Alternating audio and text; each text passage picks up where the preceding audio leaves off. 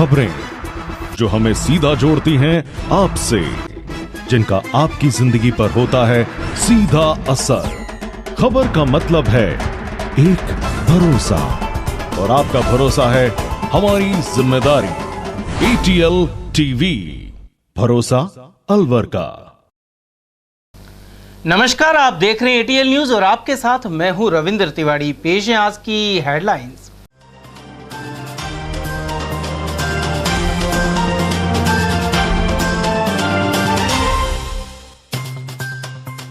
$45 करोड़ की ठगी करने का आरोपी शातिर चढ़ा पुलिस के हत्थे। कोरोना काल में ड्रॉप आउट बच्चों के नाम पर भी की धोखाधड़ी। नगर परिषद की छत पर चढ़ा पट्टे जारी नहीं होने से खफा पार्षद। वार्ड 11 के पार्षद रसगनिया ने जताया विरोध।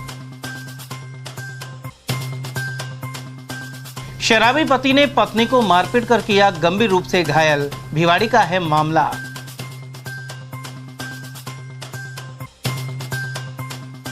और राष्ट्रीय लोक अदालत में राजीनामे से सुलझेंगे मामले। 13 मई को होगा आयोजन। और अब खबरें विस्तार से। पूरे देश में ठगी का जाल बिछाकर लगभग 45 करोड़ का धोखाधड़ी का आरोपी शातिर पुलिस गिरफ्त में है।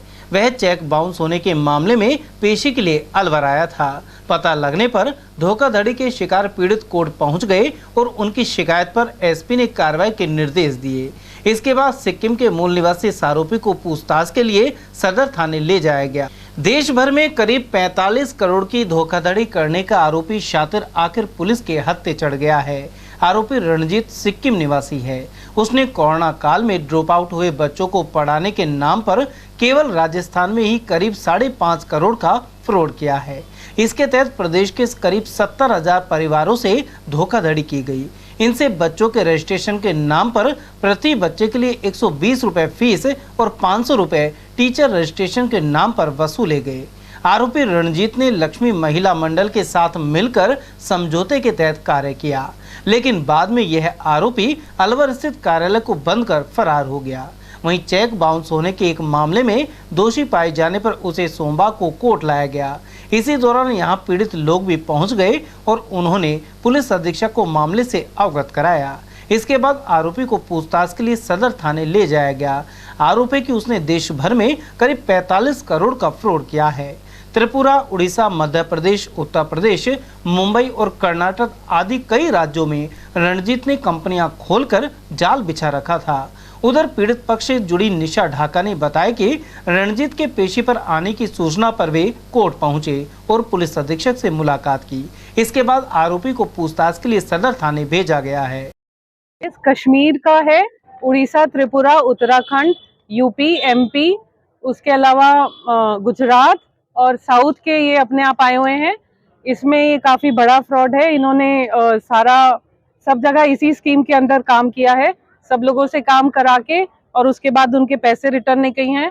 जो हम केस में इसमें देख रहे हैं, जो हमको लग रहा है वो ये है कि ये CSR के नाम पे फंड्स लेते हैं, उस फंड्स को डिविएट करते हैं, जो कि उन्होंने खुद अपने इन लोगों को बताया है कि वो लिकर उसकी ट्रांसपोर्ट करते हैं और डोनेशन में यूज करते हैं। बेसिकली हमारा कंसंट्रेशन इस पे है कि जब वो इनके डॉक्यूमेंट्स लेके जमा कर रहे हैं और वहां से फंड्स रिलीज करा रहे हैं, वो फंड्स जा कहाँ रहे हैं। इन्होंने IT टैक्स नहीं भरा है 2020 से, लेकिन उसके बाद भी कोई भी इनके अगेंस्ट अभी तक चेकिंग हुई नहीं है। हमने बहुत सारी अराउंड 13 RTIs डाली हैं और उन RTIs में ऑडिटर्स के लिए भी हमने डाला, लेकिन उसमें हमें कोई अभी तक रिप्लाई मिला नहीं है। वहीं कर्नाटक से आई एक पीड़ित का कहना है कि उनके यहाँ भी रणजीत ने करीब 27 करोड़ की धोखाधड़ी की है। उसने कोरोना काल के बाद ड्रॉप आउट हुए बच्चों के नाम पर इस तरह की ठगी की। इसके अलावा राशन की भी राशि भी डकार गया। ये क्या किया, पैसा देता है, टार्चर ज़्यादा हो गया मेरा। कर्नाटक से आया है, तो हम सब इसमें almost all educated, proud India में फूलिश हो गया एजुकेटेड। क्यों बोलो तो प्रोजेक्ट का नाम ऐसा है, प्रोजेक्ट भी अच्छा था, इसके लिए सब लोग 100 रुपये जाने दो, 3 महीने 4 महीने बच्चे लोग को सपोर्ट होता है ना लॉकडाउन टाइम में, कौन बाहर नहीं आता है ना, बच्चा लोग को एजुकेशन को कुछ प्रॉब्लम नहीं होना करके माइंड में अभी खेलने के लिए गए तो वो भूल जाता है क्या पढ़ा है, इसके लिए वो लोग स्कीम अच्छा था। इसमें हम लोग सब लोग 420 का काम कर दिया वो सारा।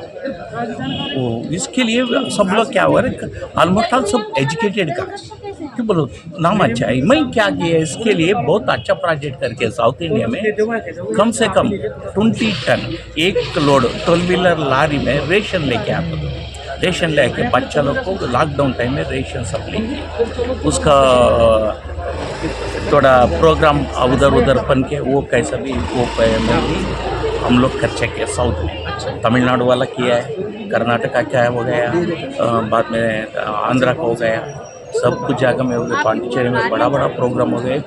एक प्रोग्राम में कम से कम 3 to 4 लाख खर्चा होता था वो प्रोग्राम के लिए।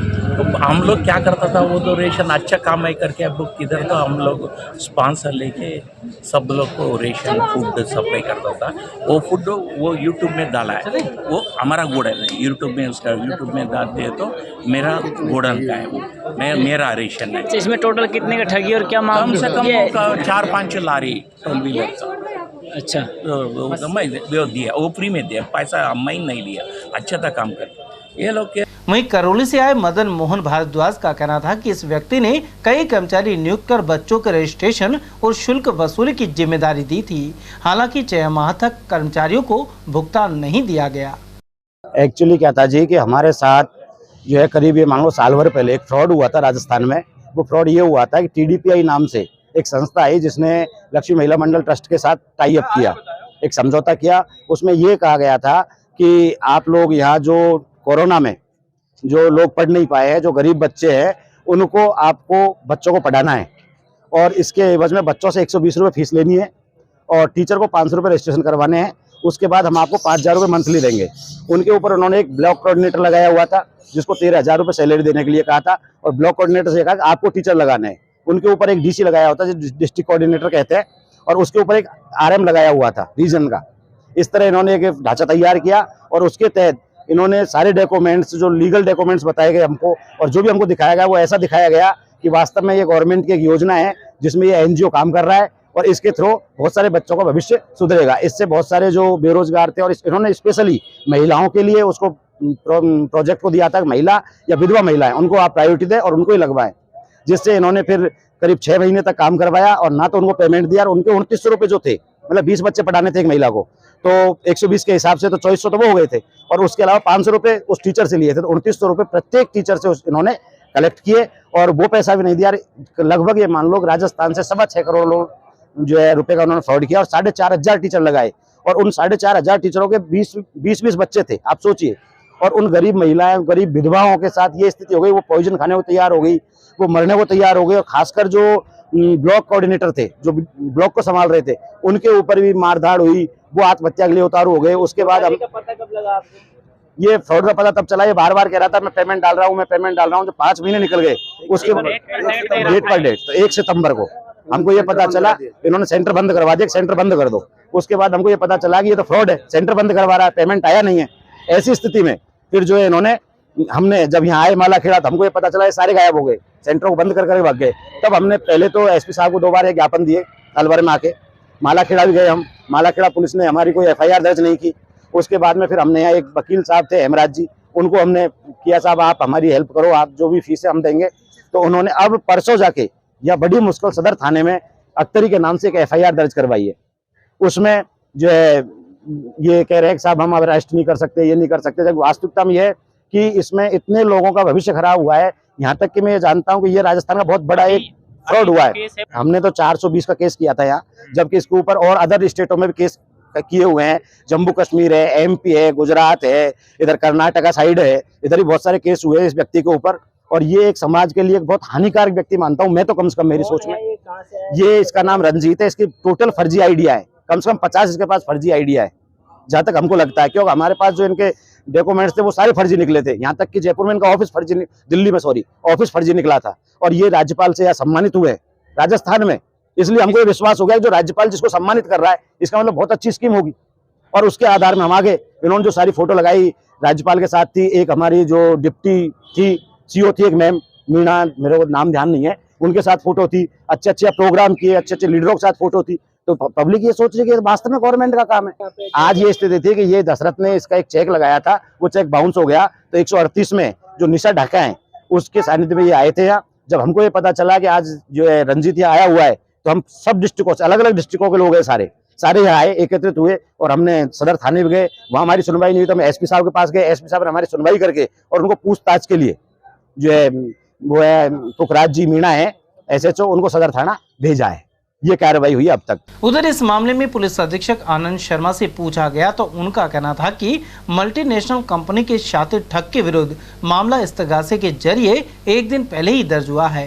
रणजीत को एक मामले में कोर्ट में लाया गया था। इसी बीच पीड़ितों की शिकायत पर उन्होंने सदर थाने को जांच की जिम्मेदारी सौंपी है। पुलिस थाना सदर में कोर्ट में के इस्तगासे के जरिए एक प्रकरण दर्ज हुआ है, जिसमें लोगों का कहना है कि एक व्यक्ति ने मल्टी लेवल मार्केटिंग एक फर्म खोल के और कई लोगों के साथ धोखाधड़ी की है। तो वो जो व्यक्ति है जो उसमें आरोपी है, वो आज कोर्ट में पेशी पर आया था। तो जो परिवादी पक्ष है वो हमारे सामने उपस्थित हुए कि उन्हें गिरफ्तार किया जाए, पर चूंकि कल ही मुकदमा दर्ज हुआ है, अभी तो फाइल इस स्टेज में नहीं होगी कि हम उसमें कोई निर्णय कर सकें, परंतु हम उनको बुला लिया है। उनको पुलिस उनसे पूछताछ करेगी और उनको जो भी डॉक्यूमेंट्स वगैरह फाइल में होंगे वो प्राप्त करेंगे और जैसा भी अग्रिम अनुसंधान के आधार पर डेवलपमेंट होता है उस आधार पर कार्रवाई करेंगे। नगर परिषद के पार्षद देवेंद्र रसगनिया ने सोमवार को विरोध का एक अलग ही तरीका अपनाया। वे नगर परिषद भवन की छत पर चढ़ गए और खुद के वार्ड संख्या 11 में कच्ची बस्ती के पट्टे जारी नहीं होने पर रोष जताया। पार्षद के अनुसार उनके वार्ड में कच्ची बस्ती के पट्टे नहीं मिले हैं। दिल्ली दरवाजा बाहर सहित आसपास के क्षेत्रों में यही स्थिति बनी हुई है। वहीं स्टेट ग्रांट और 69A के पट्टे की फाइलों को लेकर विज्ञप्ति का जारी नहीं हो पाई है। दिल्ली दरवाजा बाहर सहित आसपास के क्षेत्रों में यही स्थिति बनी हुई है। वहीं स्टेट ग्रांट और 69A की पट्टे की फाइलों को लेकर विज्ञप्ति तक जारी नहीं हो सकी है। उन्होंने कहा कि सफाई के नए ठेके को लेकर बोर्ड की मीटिंग तक नहीं हो रही। इसके अलावा रोड लाइट व्यवस्था ठप है। नगर परिषद की विभिन्न मांगे, पहले हमने आयुक्त को आते ही हमने ज्ञापन दिया था, जिसमें हमारी कच्ची बस्ती के लोगों को पट्टा देने की विशेष मांग रही है, लेकिन अभी तक नगर परिषद प्रशासन और ये नगर परिषद के कर्मचारी कच्ची बस्ती के लोगों को पट्टा नहीं देना चाहते। माननीय विधायक, शहर विधायक संजय शर्मा जी ने भी विधानसभा में कच्ची बस्ती के लिए लोगों के लिए आवाज़ उठाई और माननीय घनश्याम गुर्जर जी भी हर दिन कच्ची बस्ती के लिए आए मीटिंग करते हैं, लेकिन नगर परिषद आयुक्त और ये नगर परिषद कर्मचारी इन गरीब लोगों को, कच्ची बस्ती के लोगों को पट्टा नहीं देना चाहती। इनकी मंशा नहीं है सरकार की कि इन लोगों को पट्टा जारी करें। गरीब लोग आए दिन यहाँ घूमते रहते हैं, लेकिन नगर परिषद में कच्ची बस्ती के लोगों को एक को भी पट्टा नहीं दिया गया है। बिल्कुल कच्ची बस्ती के लोगों को एक को भी पट्टा नहीं दिया है। मेन मांग हमारी कच्ची बस्ती के लोगों के लिए ही है कि इन लोगों को तुरंत प्रभाव से नगर परिषद प्रशासन पट्टा जारी करे, नहीं तो मैं जब तक नगर परिषद आयुक्त हमको कोई संतुष्ट जवाब नहीं देंगे तब तक नगर परिषद के ऊपर ही हम चढ़े रहेंगे। उधर यह पार्षद करीब 30 मिनट तक भवन की छत पर चढ़े रहे। इसके बाद अधिकारियों के आश्वासन मिलने के बाद पार्षद रसगनिया नीचे उतर आए। वहीं सभापति घनश्याम गुर्जर के अनुसार सूचना मिलते ही उन्होंने साथी पार्षद महेश सहन को परिषद भवन की छत पर भेजा। इसके बाद समझाइश कर पार्षद देवेंद्र को नीचे उतारा गया। सभापति के अनुसार कच्ची बस्ती के जिन आवेदकों का शुल्क जमा है उन्हें पट्टा देने की कार्रवाई जल्द अमल में लाई जाएगी। नगर परिषद में मेरे आते ही मुझे जैसे जानकारी मिली कि हमारे एक साथी पार्षद अपनी मांग को लेकर नगर परिषद की ऊपर छत पे गए हुए हैं, तो मुझे जैसी जानकारी मिली तो मैंने यहाँ पीए साहब को बुलाया और बुला के और मेरे साथी पार्षद महेश जी को कहा कि आप एक बार ऊपर देखो कि इसमें क्या कारण से और क्यों चढ़े हुए हैं वो ऊपर। तो जैसे मुझे जानकारी मिली है कि भाई वो अपनी कुछ मांगों को लेकर छत पे चढ़े हुए हैं, तो मैंने उनसे वार्ता करने के लिए कहा कि भाई आप कोई समस्या है तो मुझे आके बताएं और उस समस्या का हल भी करेंगे। जैसा कि अभी आयुक्त नगर परिषद ने अभी जो ज्वाइन की है उनके बाद मेरी उनसे कच्ची बस्ती के पट्टों को लेकर वार्ता हुई है।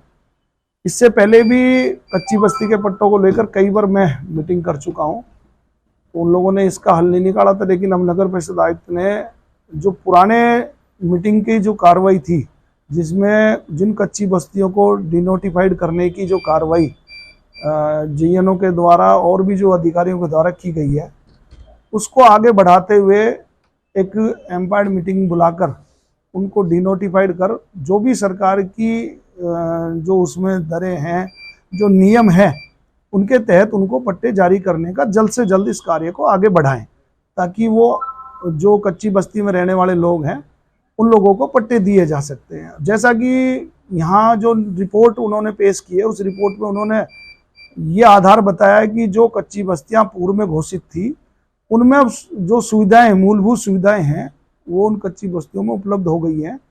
तो उनको डिनोटिफाइड करने का निर्णय जल्द से जल्द लेते हुए इनको राहत प्रदान करें, ताकि जो सरकार की योजना है उसका उन लोगों को लाभ मिल सके। भिवाड़ी के यूआईटी थाना क्षेत्र में एक शराबी पति ने अपनी पत्नी को मारपीट कर गंभीर रूप से घायल कर दिया। सेक्टर 8 की निवासी चंचल ने बताया कि वह उत्तर प्रदेश की रहने वाली है और फिलहाल यूआईटी सेक्टर 8 में अपने पति के साथ रहती है। चंचल का शराबी पति उसके साथ मारपीट करता था और उसने रविवार की रात को भी कुछ अन्य लोगों के साथ आकर पिटाई कर डाली। साथ ही चंचल के भाई और भाभी को भी पीटा गया। पीड़िता के अनुसार पति का किसी से प्रेम प्रसंग है, वहीं खर्च के लिए राशि मांगने पर वह पिटाई शुरू कर देता है। वहीं यूआईटी फेज 3 थाने के कारवाक थाना अधिकारी कर्ण सिंह ने बताया कि पीड़िता की शिकायत पर आरोपी पति के खिलाफ मामला दर्ज करते हुए पुलिस जांच कर रही है। जी, दारू पीता है, मैं घर में खर्चा मांगती हूँ, खर्चा नहीं देता तो मारा पीटी करने लगता है दारू पी के ना, और कहता है दूसरी शादी करूँगा, मुझे तलाक चाहिए।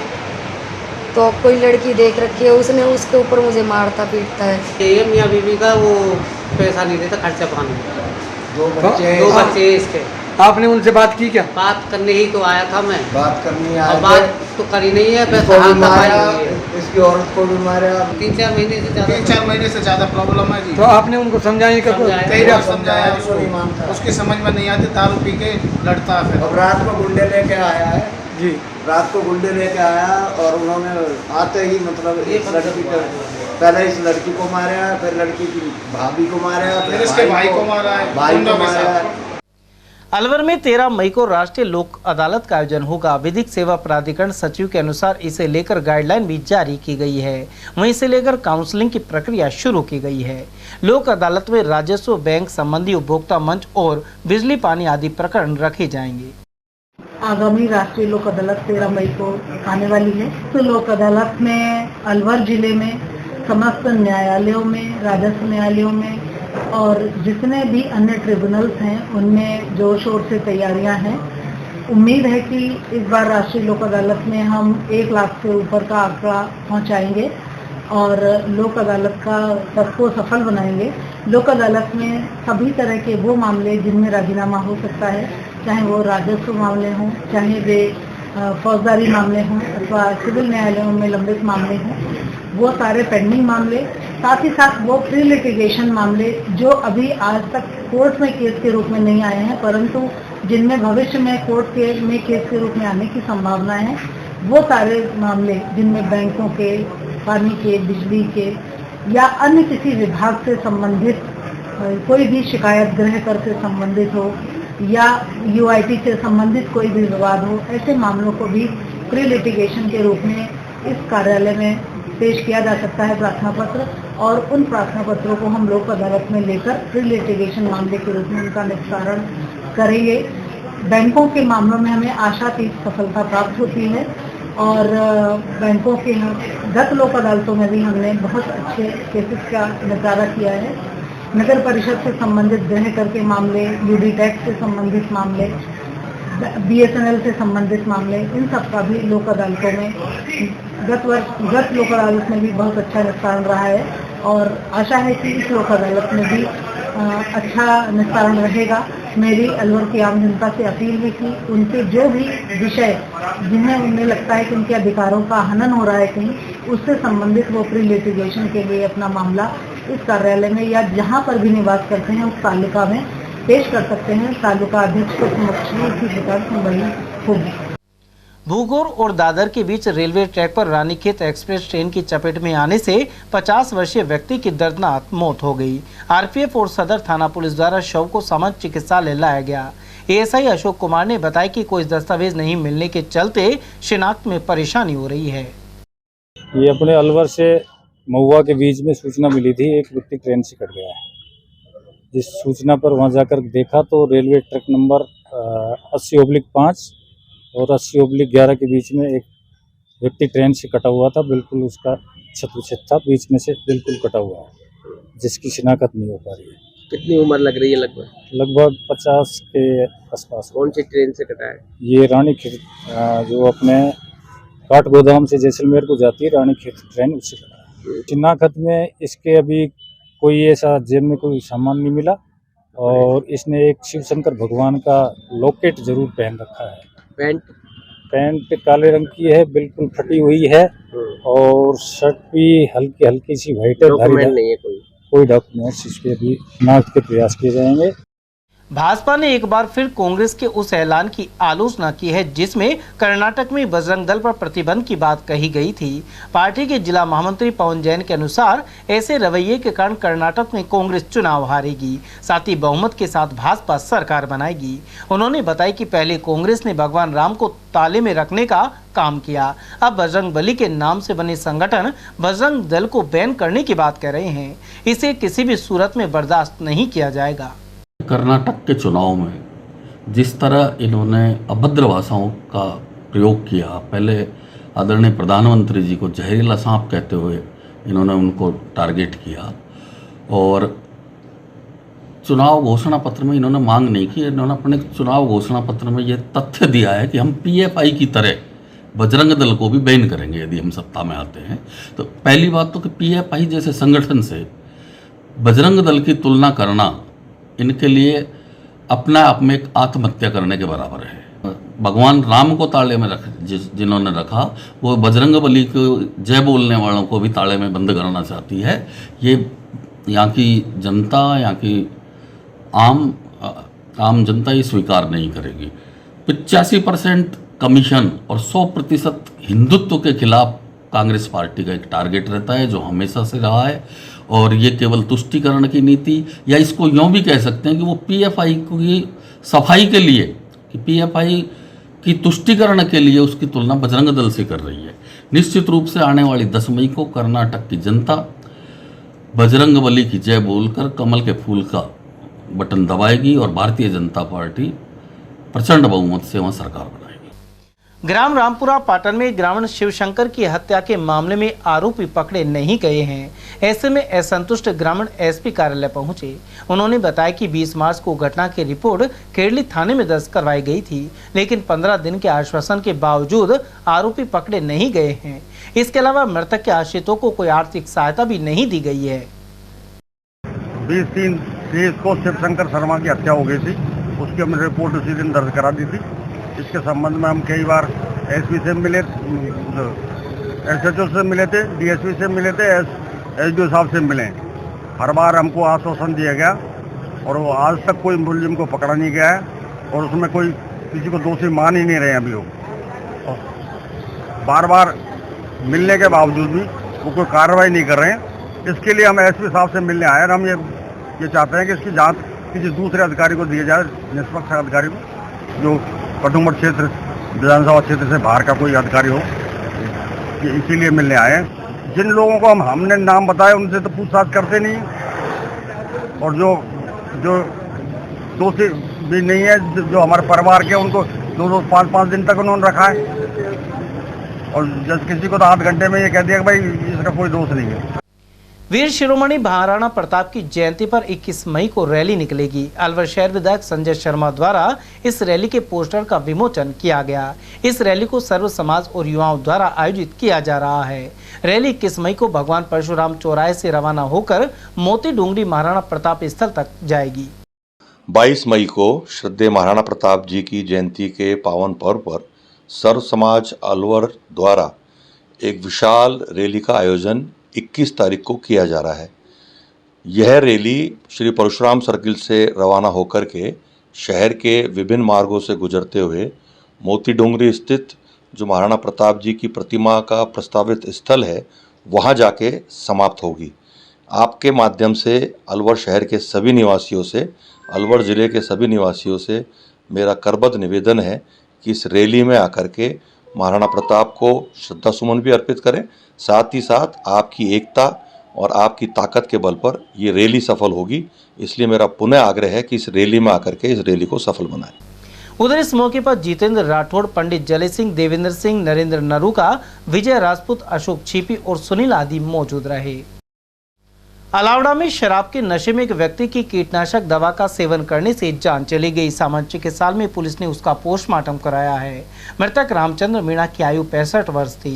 मृतक के पुत्र गंगा साही ने बताया कि उनके पिता राम साही खेती बाड़ी का कार्य करते थे। शराब के नशे में उन्होंने कीटनाशक दवा का सेवन कर लिया।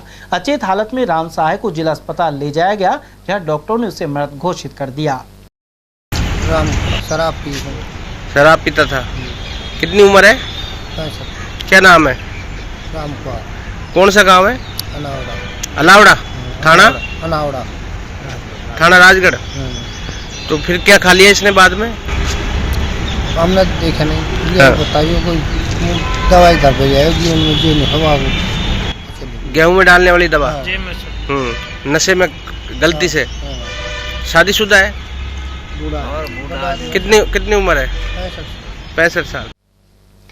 अलवर के सीएमएचओ रहे डॉक्टर श्रीराम शर्मा को चौथे दिन सोमवार को भी उनके चैम्बर में नहीं जाने दिया गया। चैम्बर का ताला नहीं खोले जाने के कारण उन्हें पास वाले कमरे में लिपिक के पास कुर्सी लगाकर बैठना पड़ा। अब इस प्रकरण में विभाग के डायरेक्टर के जवाब का इंतजार है। उल्लेखनीय है कि श्रीराम शर्मा को कुछ अरसे पहले सस्पेंड किया गया था, लेकिन वे कोर्ट से स्टे ले आए। लेकिन स्थानीय अधिकारी प्रतीक्षा में है कि इस बारे में जयपुर से मार्गदर्शन आए। इसके चलते उनका चैम्बर खोला नहीं जा रहा है। फिलहाल डॉक्टर अरविंद गेट के पास सीएमएचओ का अतिरिक्त कार्यभार है। उधर डॉक्टर श्रीराम शर्मा के अनुसार सोमवार को चौथे दिन भी उन्हें हाईकोर्ट के स्टे के बावजूद कक्ष में नहीं जाने दिया गया, जबकि स्टे के बाद ही उन्होंने फिर से ज्वाइन किया था। स्थानीय अफसर विभाग के उच्चाधिकारियों के निर्देशों का इंतजार कर रहे हैं। आज चौथा दिन है। मैं 5 तारीख को शाम को यहाँ ज्वाइन कर लिया था और हाईकोर्ट के स्टे के ऑर्डर के तहत यहाँ ड्यूटी ज्वाइन की है। मैंने डायरेक्टर साहब से बात की है निदेशालय में, तो उन्होंने ये कहा है कि मैं आप थोड़ी देर बात करूँगा और आपको बताऊंगा क्या करना है। यहाँ पे क्या जवाब मिला? यहाँ पर तो वहाँ निर्देशों की पालना की वेट कर रहे हैं कि वहाँ से क्या निर्देश प्राप्त होते हैं निदेशालय से, जयपुर से। हाई कोर्ट से तो निर्देश मिल चुके हैं, स्टे आ गया है। हाँ, हाई कोर्ट से स्टे मिल चुका है कि ड्यूटी यहीं ज्वाइन करें। तो अभी आप दिन भर यहीं रहेंगे क्या? हाँ, अभी मैं यहीं रुका हुआ। हाँ, संभावना है। निदेशालय से बात हुई? हाँ, निदेशालय से बात होगी। निदेशक महोदय कह रहे हैं कि मैं अभी आपसे बात करके बताऊंगा। जिले के गांव में घर में सो रही महिला पर धारदार हथियार से हमले की घटना सामने आई थी। वहीं पीड़िता और उसका पति सोमवार को एसपी कार्यालय पहुंचे। महिला ने बताया कि 26 मार्च को वह घर में सो रही थी। इसी दौरान देर रात गांव का युवक जबरन घुस गया और जबरदस्ती की। जब महिला ने इस बात को सबको बताने की चेतावनी दी तो युवक ने धारदार हथियार से महिला के गले पर हमला कर दिया। महिला के अनुसार इस प्रकरण में कुल 3 लोग शामिल थे, जिनमें से सिर्फ एक को पकड़ा गया है। शेष 2 युवक आए दिन धमकियां दे रहे हैं। ये घटना 26 मार्च की। मैं और मेरा लड़का कमरे में सो रहे थे।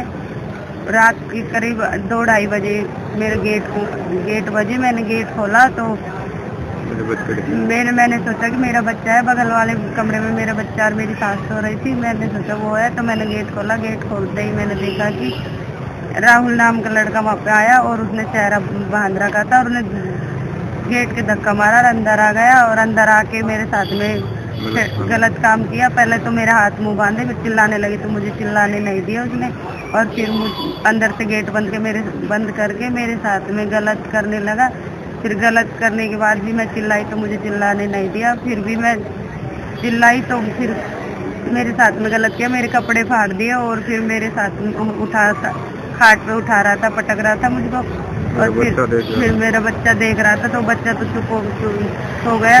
चुप होके डर गया। वो नहीं बोला। और फिर बाद में मैंने कहा कि मैं तो बोलूँगी मेरे घर वालों से। तो मेरे जैकेट में से धारदार वो छुरा निकाला और मेरे गले पर मार कर चला गया और ऐसे बोला कि तुझको तो मार के जा रहा हूँ और तेरे घर वालों को भी खत्म कर दूंगा। तो आप लोगों ने कंप्लेंट कराई?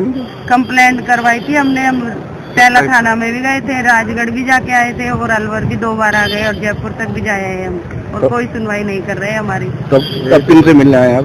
अब हमें एसपी से मिलने आए और 1 महीना पहले आए थे, तब भी उन्होंने ऐसे बोला कि करवाएंगे इनकी गिरफ्तारी, और अब भी ऐसे ही बोला है, आश्वासन देते हैं हमको, और पुलिस तब मिली हुई है इनके साथ में। विप्र फाउंडेशन की ओर से आयोजित होने वाले महाकुंभ में समाज को मजबूत बनाने एवं कुरीतियों को दूर करने पर चिंतन होगा। यह आयोजन थानागाजी कस्बे में आगामी 28 मई को होगा। जिला कांग्रेस कमेटी के अध्यक्ष योगेश मिश्रा ने समाज के लोगों से इसमें अधिक से अधिक संख्या में शामिल होने का आह्वान किया है। साथ ही अपील किया कि महाकुंभ में तिलक लगाकर पहुंचे।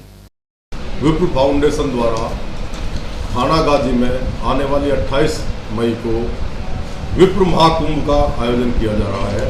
मेरा समाज के सभी बंधुओं से विनम्र आग्रह है कि ज़्यादा से ज़्यादा संख्या में लोग वहाँ पहुँचकर समाज में जागृति पैदा करें, समता और समरसता सर्वोदय को बढ़ावा दें। और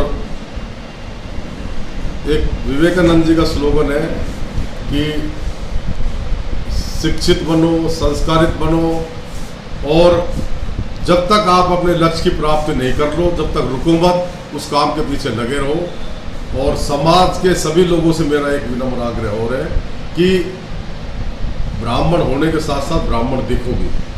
वहाँ जो भी भाई आए कम से कम तिलक लगा के तो आए, जिससे पता लगे विप्र महाकुंभ है।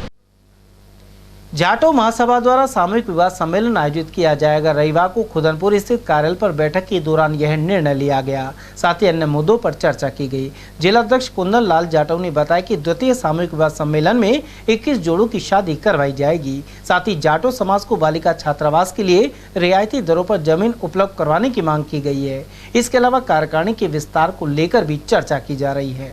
अखिल राजस्थान जाटव महासभा जिला अलवर की ओर से आज खुदनपुर स्थित कार्यालय में मीटिंग का आयोजन किया जा रहा है। मीटिंग का मुख्य एजेंडा जो रखा गया है वो इस तरह से रहेगा, सामूहिक विवाह सम्मेलन करना और 21 जोड़े उसमें हमको तैयार करने हैं, कम खर्च के हिसाब से शादियां गरीब परिवारों की, जिससे हम संपन्न करा सकें। क्योंकि पहली जो सामूहिक विवाह सम्मेलन हुआ था वो सफलतापूर्वक संपन्न हुआ था। दूर दराज गाँवों से अब डिमांड होने लगी है कि भाई शादियाँ सामूहिक विवाह फिर से कराया जाए। दूसरा ये रहेगा कि बालिका छात्रावास समाज की अभी तक सरकार के द्वारा नहीं बनवाई गई है। विभिन्न समाजों की जब छात्रावास बन चुकी है तो जाटव महासभा को भी रियायती दर पर सरकार से ज़मीन लेने के लिए हमने चिट्ठी लिख चुके हैं, और सरकार की जो योजनाएं हैं उसके तहत भी इस बार कुछ इस तरह की योजनाएं दी जाएंगी। तो उसमें हम भी प्रयास करें कि हमें भी बालिका छात्रावास बनाने के लिए रियायती दर पर ज़मीन मिले। तीसरा एजेंडा जो रहेगा वो कार्यकारिणी का विस्तार करना रहेगा, जिसमें गांव-गांव ढाणी-ढाणी जाकर कार्यकारिणी बनाकर समाज में फैली हुई कुरीतियां हैं, उन कुरीतियों को दूर करने के लिए प्रयास किया जाएगा। सामूहिक विवाह जो है अभी से ही हम इसकी तैयारी करेंगे, लेकिन ये अक्टूबर या नवंबर माह में संभावित रहेगा। अभी तारीख भी आज तय करेंगे, सब लोगों की राय मुशायरे से ही इसको हम संपन्न कर पाएंगे। शहर में वार्ड 56 स्थित ट्रांसपोर्ट नगर प्रीति विहार में पिछले 2 वर्षों से पानी की समस्या बनी हुई है। वहीं स्थानीय लोग वार्ड पार्षद हितराम यादव के नेतृत्व में जलदाय विभाग पहुंचे।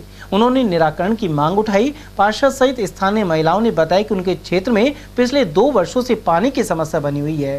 यहाँ पाइपलाइन तो डाल दी गई, लेकिन लाइन में पानी नहीं आता। यह पाइपलाइन फ्लोराइड के कारण जगह जगह से चोक हो चुकी है। ऐसे में दूर दराज के क्षेत्र से पानी लाकर या टैंकर मंगाकर काम चलाना पड़ रहा है। उधर अधिशासी अभियंता कमल नारंग ने इस दिशा में कार्रवाई के निर्देश दिए हैं। वहाँ पर पानी की बहुत परेशानी हो रही है, बार बार कहे जा रहा है, लेकिन ये लोग आते ही नहीं है, अपनी मर्जी से कुछ भी करते हैं। 2 साल से परेशान हो रहे हैं। जब से नई लाइन डली है तो ना तो वो पानी आ रहा है, बार बार ब्लॉक हो रही है।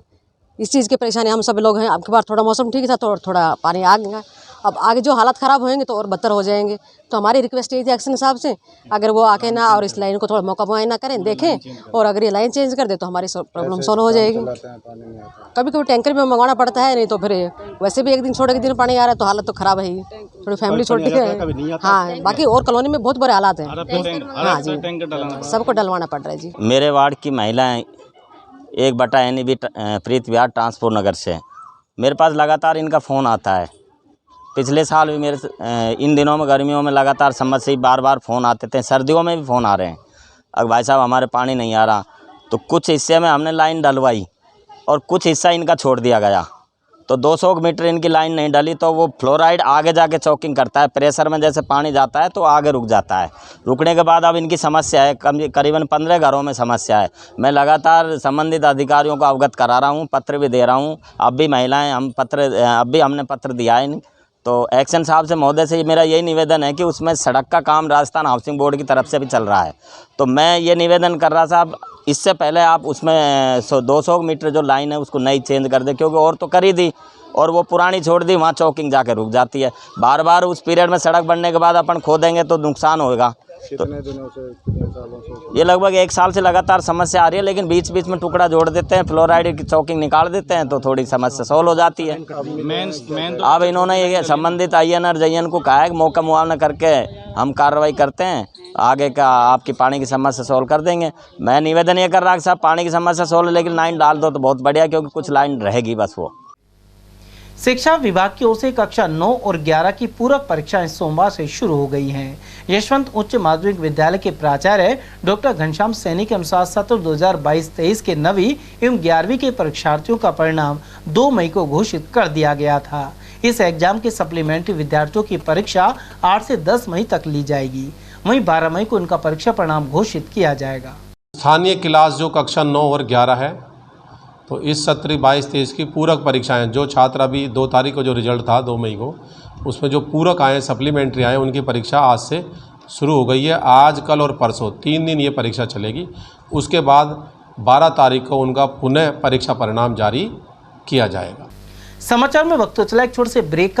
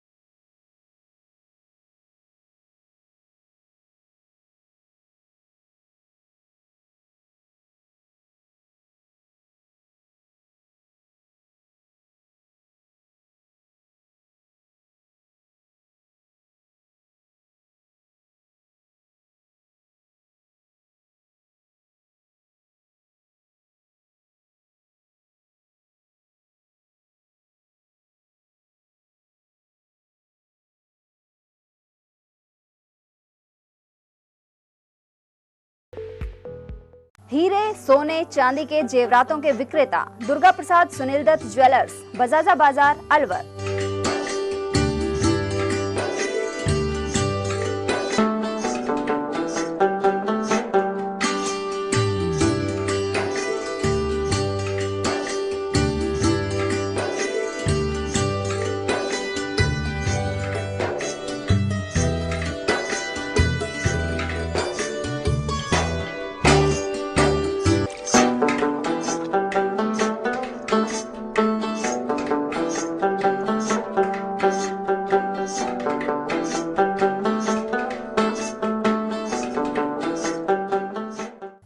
सोने चांदी के जेवरातों के विक्रेता दुर्गा प्रसाद सुनील दत्त ज्वेलर्स, बजाजा बाजार, अलवर।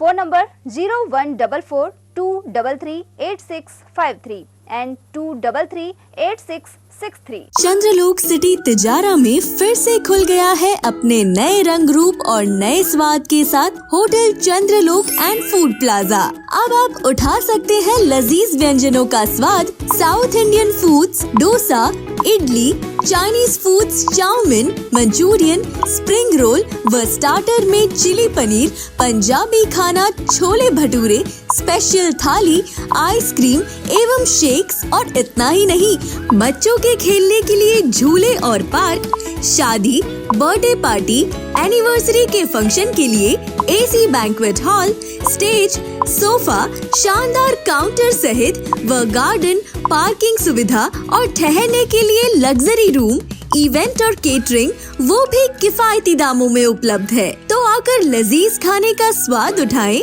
और अपनी बुकिंग तुरंत कराएं। पता गेट नंबर 1, चंद्रलोक सिटी, तिजारा। संपर्क करें 8971109660 पर या 8209838407 पर। ब्रेक के बाद पुनः आपका स्वागत है। मालाखेड़ा उपखंड क्षेत्र के नांगल टोडियार में विद्युत निगम के निर्देश के देने के बाद भी ट्रांसफार्मर नहीं प्रदान किया। ऐसे में कैबिनेट मंत्री टीकाराम जूली ने नाराजगी जाहिर करते हुए अधीक्षण अभियंता को निर्देश दिए हैं। उधर मंत्री जूली ने मालाखेड़ा पंचायत समिति कार्यालय पर सोमवार को जन सुनवाई की। इस दौरान कई गाँव के लोग ट्रांसफार्मर उपलब्ध नहीं करवाने की शिकायत लेकर पहुंचे। वहीं सहायक अभियंता ने बताया कि अलवर मुख्यालय से ही ट्रांसफार्मर स्वीकृत नहीं हुआ है। ऐसे में मंत्री जूली ने उच्च अधिकारियों से मोबाइल पर बातचीत कर कार्रवाई की हिदायत दी है। दोबारा में डाल दिए, ये काफी मेरे पास बैठे हैं, इनको दाल दिलवाओ कैसे करके, बेचारे बहुत दिन से परेशान हैं। बात करो, आप कॉल पे करा दो, आपको मेरे पास है। मौजूदा समय में भी दहेज प्रथा हावी है, वहीं इसे लेकर अनेक घटनाएं भी सामने आती रहती हैं। ऐसे में मालाखेड़ा क्षेत्र के पूर्व प्रधान शिवलाल गुर्जर ने अपने भतीजे की शादी में किसी भी प्रकार का दहेज नहीं लेकर मिसाल पेश की है। उनका कहना था कि घर में बहू के रूप में आने वाली बेटी ही सबसे बड़ा धन और आशीर्वाद है। वहीं इस मौके पर मालाखेड़ा प्रधान वीरवती भी मौजूद रही। मालाखेड़ा में महंगाई राहत कैंप जारी है। वहीं कैबिनेट मंत्री टीकाराम जूली और मालाखेड़ा प्रधान वीरवती ने स्थायी शिविर का जायजा लिया। मंत्री जूली ने यहां खड़े लोगों के लिए कुर्सी की व्यवस्था के निर्देश दिए। साथ ही 10 योजनाओं का रजिस्ट्रेशन होने के बाद मुख्यमंत्री गारंटी कार्ड का वितरण किया।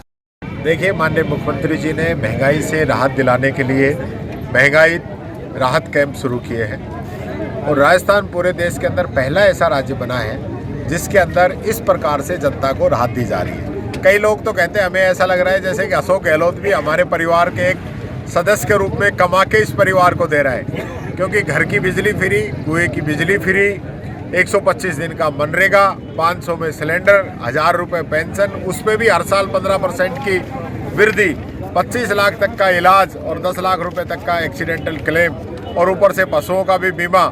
ऐसा तो अशोक गहलोत ही कर सकता है, दूसरा कोई कर नहीं सकता। गरीब का, आम आदमी का इसमें बहुत बड़ा हित है, बहुत बड़ी मदद है उसको।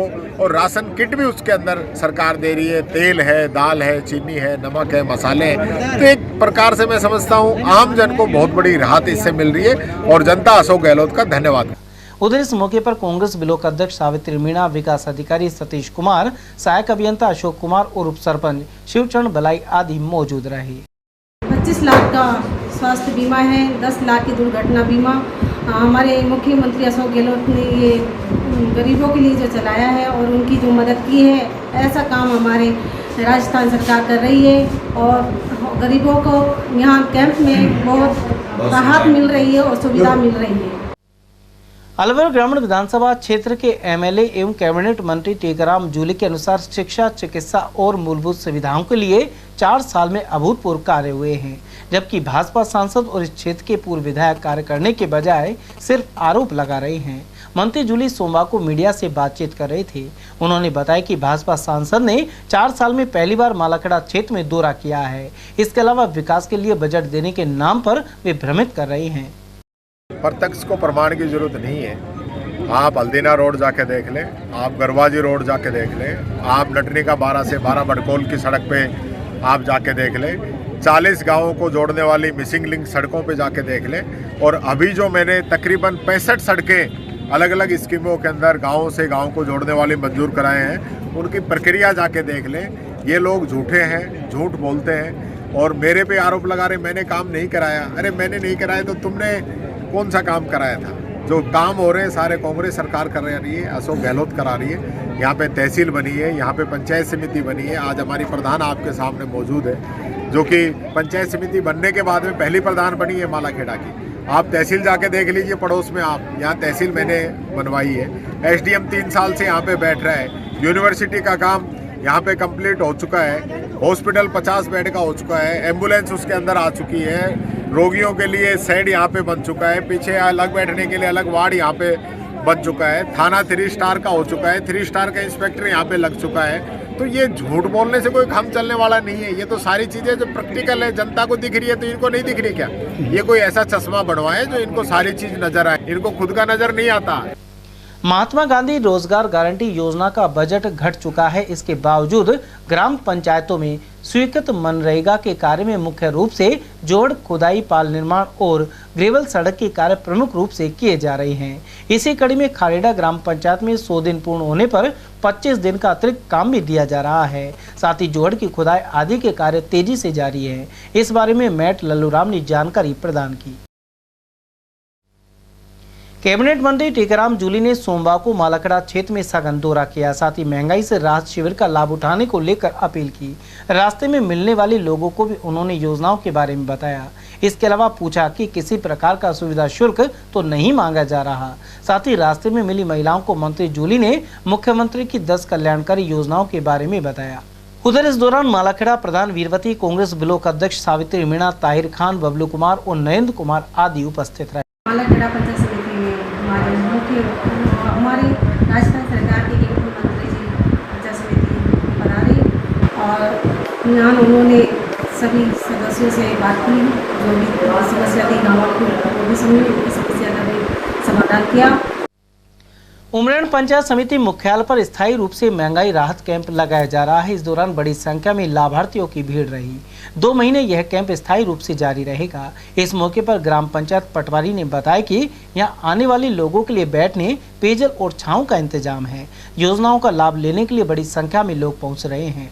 मुख्यमंत्री महोदय द्वारा महंगाई राहत कैंप 2023-24 उमरेण पंचायत समिति में लगभग 2 से ढाई महीने के लिए चलाया जा रहा है, जिसमें ग्रामवासियों को लिए सारी सुविधाएं मौके पर उपलब्ध है, जैसे कि पानी वगैरह एवं बैठने के लिए चेयर वगैरह वगैरह। एवं इसमें 2000 यूनिट बिजली फ्री के लिए किसानों को लाभ दिया जा रहा है। एवं पशु बीमा योजना हेतु मुख्यमंत्री कामधेनु योजना का भी लाभ दिया जा रहा है। एवं घरों के लिए 100 यूनिट बिजली फ्री योजना का भी इसमें लाभ दिया जा रहा है। एवं पेंशन 750 से बढ़ाकर इसमें 1000 रुपये कर दी गई है। एवं उज्ज्वला कनेक्शन के तहत भी इसमें निःशुल्क लाभ दिया जा रहा है। उमरेण बस स्टैंड पर बैठने की उचित व्यवस्था नहीं होने के कारण यात्रियों को चिलचिलाती धूप में खड़ा रहना पड़ता है। मजबूरन वे छांव ढूंढते रहते हैं। स्थानीय लोगों ने पहले भी बस स्टैंड पर बैठने की व्यवस्था के लिए मांग उठाई थी, लेकिन नतीजा नहीं निकला।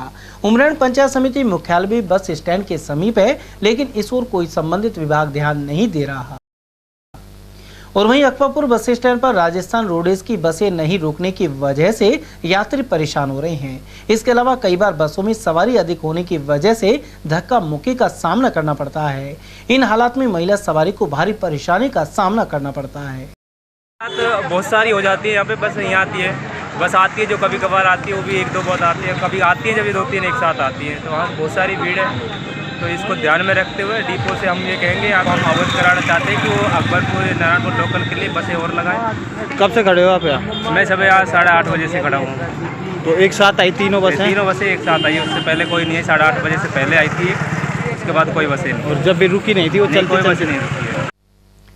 टपुकड़ा नगर पालिका में मुख्यमंत्री के आगमन को लेकर एक बैठक का आयोजन किया। इस दौरान तिजारा विधायक संदीप यादव ने पालिका के अधिकारियों के साथ चर्चा की।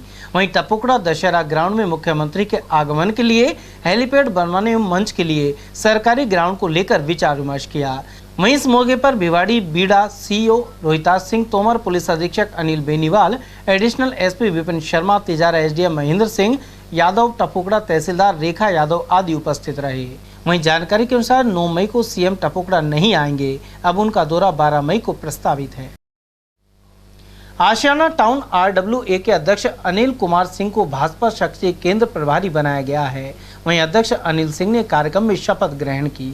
इस दौरान जिला अध्यक्ष उमेद भाया, जिला महामंत्री एवं पूर्व सभापति संदीप दायमा सहित हर्ष यादव, पुरुषोत्तम सैनी, बने सिंह और पवन सिंह चौहान आदि अनेक प्रतिनिधि उपस्थित रहे। काल में हम दोनों महामंत्री थे, तो पार्टी ने इनको बड़ी जिम्मेवारी दी है हमारे अलवर जिले की तरफ से। तो आज हमारे इस कार्यक्रम में पधारे, मैं भाई को बहुत बहुत धन्यवाद देना चाहूँगा भिवाड़ी की तरफ से, तिजारा की तरफ से। उनके साथ हमारे साथी भारतीय जनता पार्टी में उपाध्यक्ष हर्ष यादव जी, हमारे पार्टी के मंडलाध्यक्ष भिवाड़ी के पवन चौहान जी, ओमवीर जी, और मेरे साथी भी है, हमारे बड़े भाई हैं, बहुत क्रांतिकारी एडवोकेट वकील साहब जो तिजारा नगर पालिका में प्रतिपक्ष का दायित्व भी है इनके पास। बहन जी कंचन जी और तिजारा के वाइस चेयरमैन रहे पहले और आपके चुनाव के बने सिंह जी अधिकारी भी रहे, मैं इनको भी धन्यवाद देना चाहूँगा। इतने शांतिप्रिय चुनाव कराए। हमारे ठाकरान भाई हमारा साथी है, आसियान आंगन RWA के अध्यक्ष भी हैं, और अनिल जी और सुनील भाई, आप लोगों की पूरी टीम को दिल से धन्यवाद। मुंडावर पंचायत समिति की ग्राम पंचायत खानपुर में 13 मई को जन संवाद कार्यक्रम होगा। इसकी रूपरेखा बनाने को लेकर अलवर सांसद महंत बालकनाथ योगी की अध्यक्षता में सरपंचों की बैठक आयोजित हुई। गौरतलब है कि 13 मई को केंद्रीय मंत्री भूपेंद्र यादव सीनियर स्कूल मैदान में ग्रामीण विकास पर जन संवाद करेंगे। इस कार्यक्रम को लेकर बैठक में मौजूद 14 ग्राम पंचायतों के सरपंचों को जिम्मेदारी सौंपी गई। वहीं संवाद के बाद केंद्रीय मंत्री अपने राज्यसभा सांसद कोटे से विकास कार्यों के लिए बजट भी मंजूर करेंगे। उधर इस मौके पर प्रधान सुनीता, महेश गुप्ता, भाजपा नेता एडवोकेट सुरेश यादव, महासिंह चौधरी, डॉक्टर दयाराम यादव, मंडल अध्यक्ष विजय सांवरिया, MPS प्रतिनिधि संदीप यादव और जिला पार्षद ईश्वर यादव आदि उपस्थित रहे। भूपेंद्र यादव जी, जो कि हमारे श्रम एवं रोजगार और पर्यावरण केंद्रीय कैबिनेट मंत्री हैं, उनका कार्यक्रम हम लोगों ने तय कराया है 13 तारीख का। तो ग्रामीण हमारे भाई बंधुओं से संवाद और साथ ही साथ में राज्यसभा सांसद के नाते वो अपनी सांसद निधि के माध्यम से इस अपने ग्रामीण क्षेत्र में कुछ विकास कार्यों की भी घोषणा करना चाहते हैं। तो इस उद्देश्य से वो 13 तारीख को पधारेंगे। तो आसपास की 13-14 पंचायतों को का हमने एक संयुक्त कार्यक्रम रखा है खानपुर अहीर में। उसी की तैयारियों के अंतर्गत आसपास के 13-14 पंचायतों के जनप्रतिनिधिगण और सभी प्रमुख महानुभावगण यहाँ आज पधारे अटल सेवा केंद्र खानपुर में, और आगामी 13 तारीख के कार्यक्रमों के बारे में चर्चा, रूपरेखा कैसे कार्यक्रम करेंगे, और भव्य और सुंदर कार्यक्रम, ऐतिहासिक कार्यक्रम आने वाली 13 तारीख को होने वाला है। उसी की तैयारियों के संदर्भ में आज की ये मीटिंग रखी गई है। खानपुर अहीर के अपने बाहर ग्राउंड में ही कार्यक्रम की व्यवस्था करेंगे। तिजारा क्षेत्र के पालपुर ग्राम पंचायत में सरपंच पद के हुए उपचुनाव करवाए गए। इसमें तौफीक खान ने बाजी मारी। निर्वाचन अधिकारी महेंद्र सिंह यादव ने बताया कि इस उपचुनाव में 3 प्रत्याशी मैदान में थे। वहीं तौफीक खान ने 555 मतों से जीत हासिल की। उन्होंने कहा कि वे गांव के विकास के लिए प्रयासरत रहेंगे। उधर उपचुनाव के दौरान अनेक पुलिस और प्रशासनिक अधिकारी मौजूद रहे। वहीं सरपंच की जीत के पर ढोल नगाड़ों के साथ नवनिर्वाचित सरपंच का स्वागत किया गया।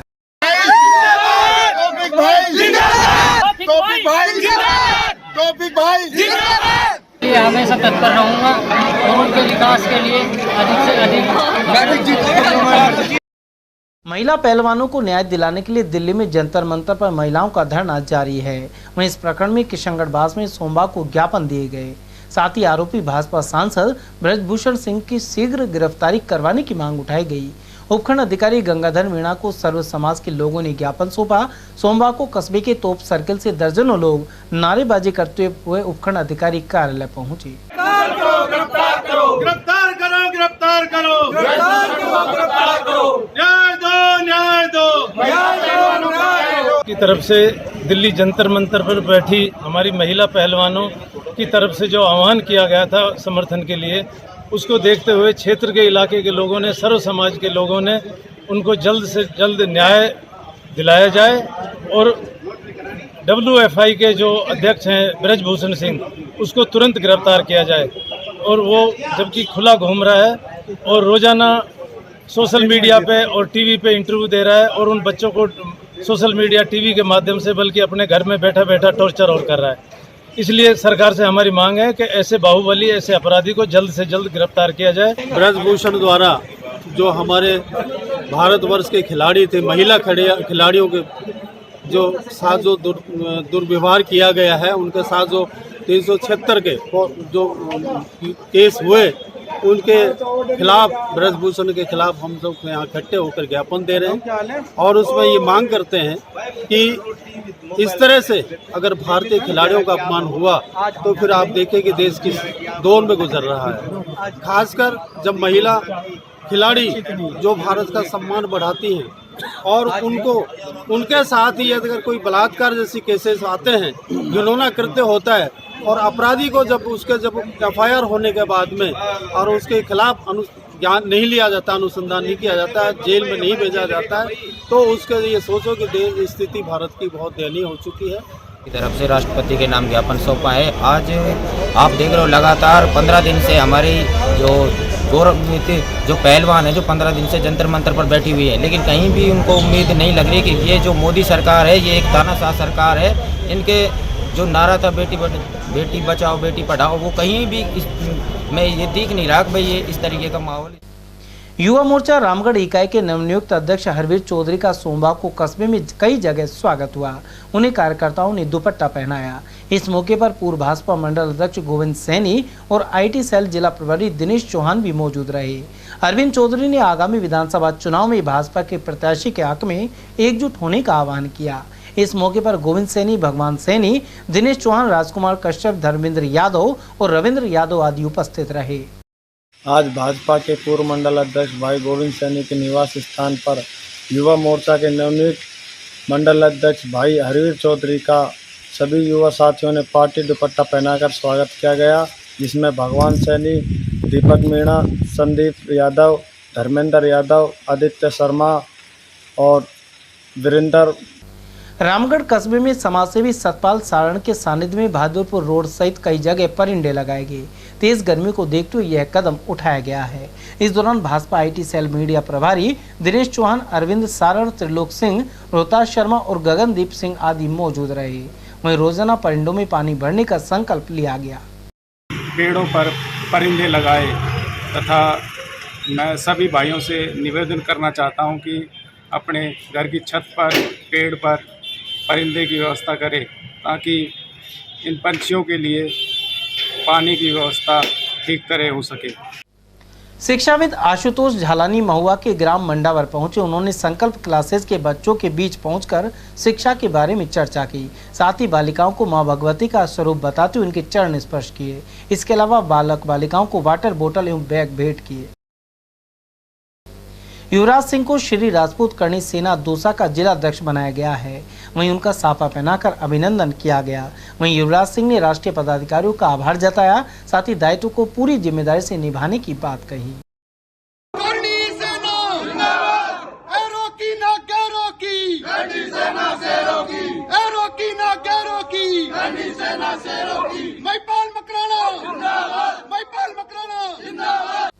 खैरतल थाना पुलिस ने आपसी झगड़ा फसाद करते हुए 4 लोगों को गिरफ्तार किया है।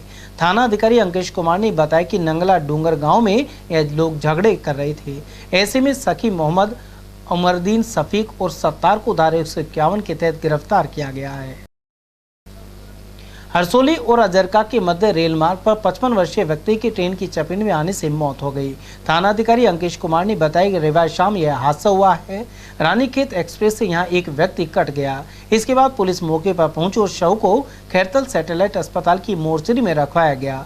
थाना अधिकारी ने बताया कि मृतक की जेब से मिली डायरी के आधार पर उसकी शिनाख्त ग्राम खेड़ा बैरोड निवासी राम सिंह के रूप में हुई है। खैरतल स्थित पहाड़ी हनुमान मंदिर के महंत दिगंबर किशन गिरी महाराज के भंडारे का समापन हो गया है। वहीं सभी साधु संतों की सहमति से महंत केशव गिरी महाराज को हनुमान पहाड़ी मंदिर का महंत नियुक्त किया गया। मंदिर के पुजारी चंद्र लोढ़ा ने बताया कि भंडारे में सैकड़ों साधु संतों सहित क्षेत्र के श्रद्धालुओं ने प्रसाद ग्रहण किया। खैरतल कस्बे में स्थित माया कॉलोनी में जन सहयोग से वाटर कूलर लगाया गया है। इसका रविवार शाम क्षेत्रीय विधायक दीपचंद खैरिया ने उद्घाटन किया। वहीं सभा को संबोधित करते हुए विधायक ने कहा कि उनके प्रतिद्वंदी रोजाना क्षेत्र में अफवाह फैला रहे हैं। वे खैरतल में जिला निरस्त होने का झूठा प्रचार कर रहे हैं। मंत्री खैरिया ने केंद्र द्वारा राजस्थान के 13 जिलों में पेयजल योजना की स्वीकृति नहीं देने का जिक्र भी किया। साथ ही कहा कि खैरतल के जिला बनने पर यहाँ अनेक कार्यालय खुलेंगे।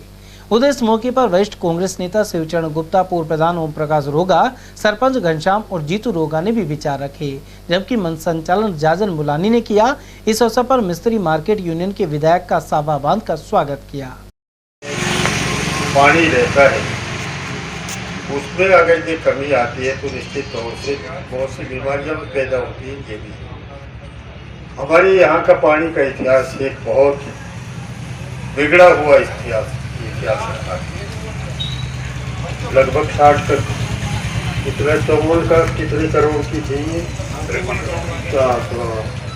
53 करोड़ की ये छूटी।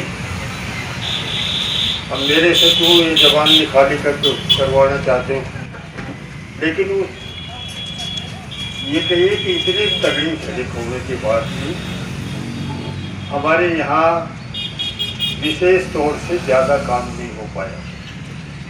वही लचरा रहा, थोड़ा घड़ा कहीं कहीं काम हुआ, और कभी कोई ला करके बैठा देते थे, कभी कोई ला के बैठा देते थे, इसलिए बिल्कुल नहीं हुआ। आपने ये भी देखा होगा कि हमारे यहाँ राजेंद्र यादव एएन था, शायद तो एएन ने कोई बात समझ करके वो फैसला किया, उस फैसले को नकारा कर दिया और उसी दिन जा करके उसका ट्रांसफर कराया, फिर भिवाड़ी जा करके बैठा हूँ। लेकिन ऐसा व्यक्तित्व जो मुझे बार बार कहते हैं, हम जब काम की बात करते हैं तो हंस के कहते हैं मैंने लिख दिया, तो मैं कहता हूँ घोषणा कर दो, कि घोषणा नहीं करूंगा, करा दूंगा। ऐसा व्यक्तित्व हमारे बीच, हमारा प्रतिनिधि, हम बहुत भाग्य वाले हैं। अब सवाल आता है कि शिक्षक संघ रेष्टा का राज्य स्तरीय प्रदर्शन 10 मई को होगा। तृतीय श्रेणी शिक्षकों के तबादले एवं प्राचार्य की सीधी भर्ती की मांग को लेकर यह प्रदर्शन किया जाएगा। प्रदेश प्रवक्ता राजू चौधरी ने बताया कि प्रदेश में तृतीय श्रेणी शिक्षकों की तबादला सूची जारी नहीं की जा रही। इसके अलावा संगठन कुल 11 सूत्रीय मांगे उठा रहा है। उधर संघ के प्रदेश अध्यक्ष मोहर सिंह सलावत के अनुसार सरकार शिक्षकों की मांगों पर ध्यान नहीं दे रही है। ऐसे में राज्य भर में विरोध प्रदर्शन किया जाएगा। तृतीय श्रेणी अध्यापकों के ट्रांसफर सहित विभिन्न 11 सूत्रीय मांगों को लेकर शिक्षक संघ रेष्टा द्वारा 10 मई को राज्यव्यापी विरोध प्रदर्शन किया जाएगा, जिसमें जिला और ब्लॉक लेवल पर ज्ञापन दिए जाएंगे। राज्य सरकार द्वारा थर्ड ग्रेड अध्यापकों के साथ ही भेदभाव किया जाता है। पिछले 10 और 12 वर्षों में थर्ड ग्रेड अध्यापकों के केवल 2 बार ही ट्रांसफ़र किए गए हैं, जबकि शिक्षा विभाग में ही अन्य कार्मिकों के लगभग हर वर्ष बिना किसी ट्रांसफ़र पॉलिसी के ट्रांसफ़र किए जाते हैं। केवल थर्ड ग्रेड अध्यापकों को ही वंचित रखा जाता है। ऐसे में शिक्षक संघ रेष्टा मांग करता है कि थर्ड ग्रेड अध्यापकों की सरकार जल्द से जल्द ट्रांसफ़र करे। अगर सरकार इस बार हमारी बातें नहीं मानती है, मांगे नहीं मानती है, तो ग्रीष्मकालीन अवकाश में शिक्षा निदेशालय बीकानेर पर शिक्षक संघ रेष्टा द्वारा राज्यव्यापी विरोध प्रदर्शन किया जाएगा, धरने दिए जाएंगे, जिसकी समस्त जिम्मेदारी राज्य सरकार और शिक्षा विभाग की होगी। इप्टा द्वारा जाने माने शायर एवं गीतकार कैफी आजमी की 21वीं स्मृति दिवस पर 10 मई को विशेष कार्यक्रम किया जाएगा। यह कार्यक्रम शाम 7:30 बजे स्थानीय IMA हॉल में होगा। इस दौरान इप्टा एवं अतिथि कलाकारों द्वारा कैफी आजमी के गीत एवं गजलों की प्रस्तुति दी जाएगी। कार्यक्रम के मुख्य अतिथि जिला उपभोक्ता मंच के सदस्य सरोज शर्मा एवं विशिष्ट अतिथि श्रम निरीक्षक एवं समझौता अधिकारी आशीष यादव होंगे, जबकि अध्यक्षता मेवात शिक्षा एवं विकास संस्थान के सेक्रेटरी नूर मोहम्मद करेंगे। इस बारे में महामंत्री सर्वेश जैन ने जानकारी प्रदान की।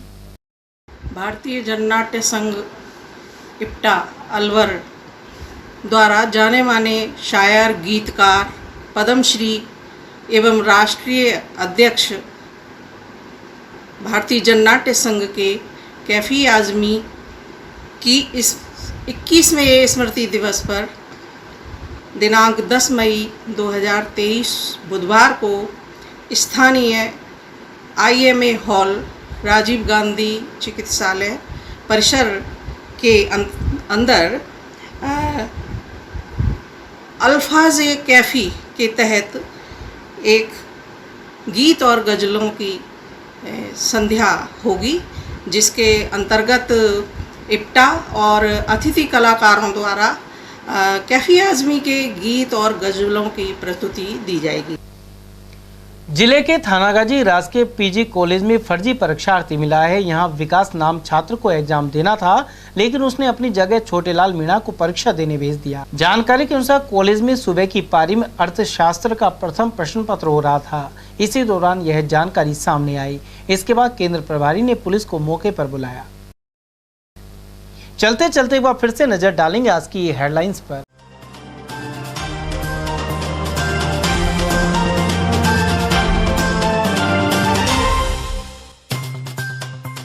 45 करोड़ की ठगी करने का आरोपी शातिर चढ़ा पुलिस के हत्थे। कोरोना काल में ड्रॉप आउट बच्चों के नाम पर भी की धोखाधड़ी। नगर परिषद की छत पर चढ़ा पट्टे जारी नहीं होने से खफा पार्षद। वार्ड 11 के पार्षद रसगनिया ने जताया विरोध। शराबी पति ने पत्नी को मारपीट कर किया गंभीर रूप से घायल। भिवाड़ी का है मामला।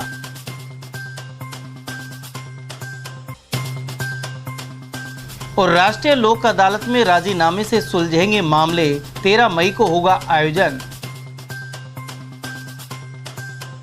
समाचारों में आज के लिए बस इतना ही। दीजिए पूरी टीम के साथ रविंद्र तिवारी को इजाजत। नमस्कार।